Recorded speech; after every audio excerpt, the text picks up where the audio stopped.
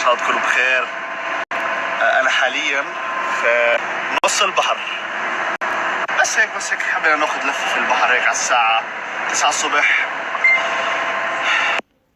يوسف يا جماعتي امبارح لما نام قرر يشغل تدفئه، وضليت انا طول الليل اتقلب مش عارف في شيء غلط، في شيء غلط.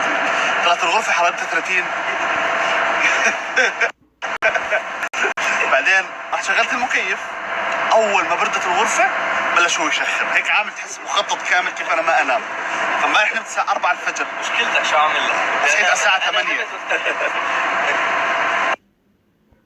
طلع لا طول